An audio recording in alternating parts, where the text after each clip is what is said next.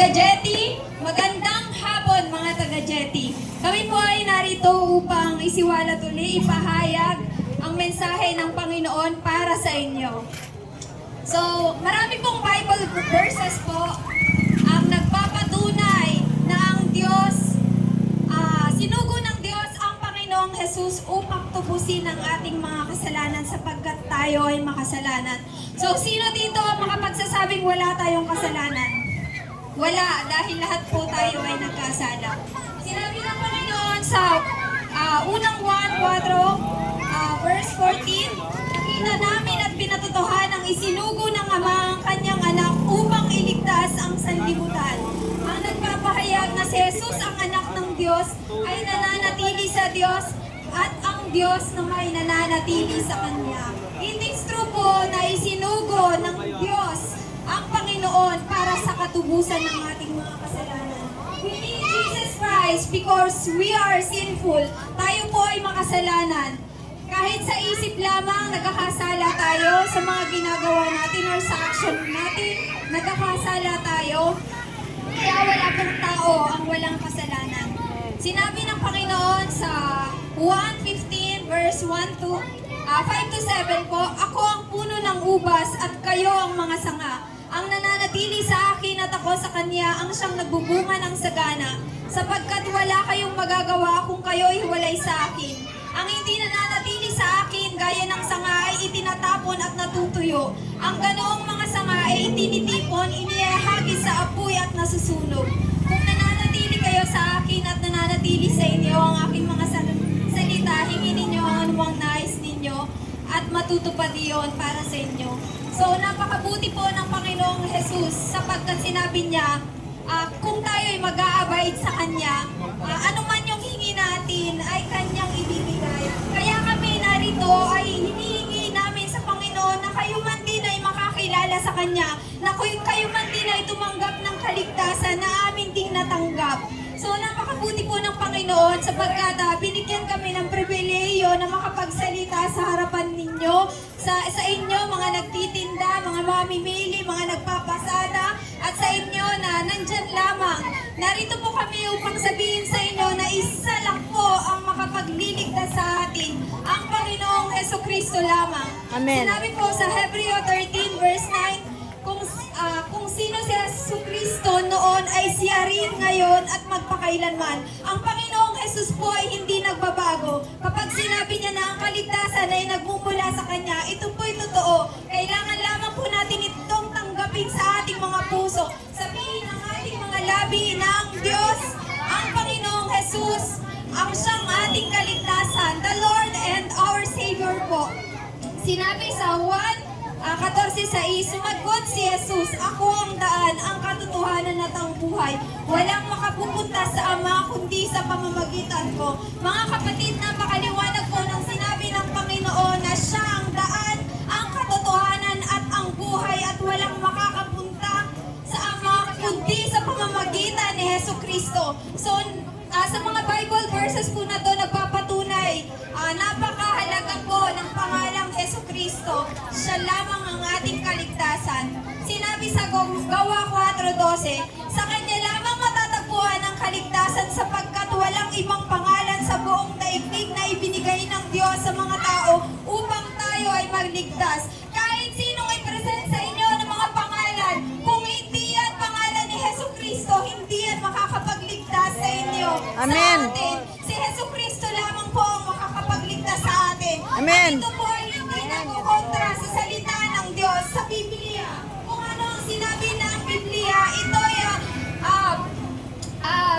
ano tawag dito? Ito ay mahalaga po at ito ay very clear po sa atin. So mga kapatid, kung bakit kayo nagtataka at narito kami, ito Bible verse na to ang pangahawakan namin kung bakit kami narito. Sabi sa Mateo 28:18-20, lumapit si Jesus at sinabi sa kanila, ibinigay na sa akin ang lahat ng kapangyarihan sa langit at sa lupa. Kaya tumayo kayo, gawin ninyong alagad ko ang mga tao sa lahat ng mga bansa. Bautismuhan ninyo sila sa pangalan ng Ama at ng Anak at ng Espiritu Santo. Turuan ninyo niyo silang sumunod sa lahat ng iuutos ko sa inyo. Tandaan ninyo, ako'y laging kasama ninyo hanggang sa katapusan ng sanlibutan. Very clear po ang salita ng Panginoon na meron talagang katapusan ng daigdig. At kailangan po namin humayo para ipahayag ang salvation or ang kaligtasan sa inyong lahat. Alam namin na kahit busy kayo, nakikinig kayo. Alam namin na hinihipo ng Panginoon ang inyong mga puso dahil kailangan nyo ng Jesucristo sa inyong mga buhay. Kahit na maging successful man tayo sa ating mga career, successful man tayo sa ating mga negosyo, kung ano pa man yung pinagkakabisihan natin, kung wala po tayong Panginoon sa puso, we are empty. Ang Panginoong Diyos ang makakapagkompleto ng ating buhay. Ang Panginoong Diyos ay mabuti. Ang Panginoong Diyos ay nagmamahal. Ang Panginoong Diyos ay nagpapatawad. Ang Panginoong Diyos ay sagana magbigay. Ang Panginoong Diyos ay makapangyarihan. Ang Panginoong Diyos ay dakila. Ang Panginoong Diyos ay maluwalhati. Lahat ng mabubuting karakter ay galing sa Panginoong Jesus. Kaya Amen. kailangan po natin ang Panginoong Jesus. Narito kami dahil pinatawad kami ng Panginoong Jesus. At alam namin kailangan nyo ng pagkabatawaran. Kaya kailangan nyo si Jesucristo. Amen. Mga kapatid, ang kaligayahan ay matatagpuan sa Panginoon. Kahit ano man yung marami man tayong wish, marami man tayong mga dinidesire, mga pangarap, pero kung wala ang Jesucristo, baliwala po lahat ng iyon. Ang Panginoong Jesus ang access sa lahat para tayo ay maging mapayapa, para tayo ay maging masaya, para tayo ay maging masigla. Ang Panginoong Jesus din ang kailangan mo kapag ikaw ay may karamdaman. Kaya habang malakas ka pa at wala ka pang karamdaman, kailangan mo ang Panginoong Jesus. Amen. Yun lamang po at glory to God. Manalangin po tayo. Heavenly Father, we lift up your name. Marami pong salamat, Ama, sapagkat ibinigay niyo ang inyong anak, Panginoon, upang kami patawarin, upang maranasan namin ang kapayapaan, ang kagalakan, Panginoon, sa aming mga buhay. Panginoon, magsalita po kayo. Marinawa, Lord, mangusap kayo sa mga taong naririto. Sa kabila ng kanilang ginagawa, Panginoon, patuloy niyo po silang pagpalain. Patuloy niyo po sila, Lord God, na kausapin. Patuloy niyo po sila, Panginoon, Lord God, na hikayatin, Panginoon. Katulad po, Panginoon, na-encounter ka namin, Panginoon. They need also to encounter you, Abba Father. Marami pong salamat sapagkat we do not walk by our sight, Lord God. For we walk by faith and not by sight, Lord God. That's why we are here, Lord God. Marami pong salamat, Panginoon. Tunay na itinataas namin ang pangalan mo, Lord God. Salamat at lahat ng kapangyarihan na ibinigay po, Panginoon, sa inyo, Lord God.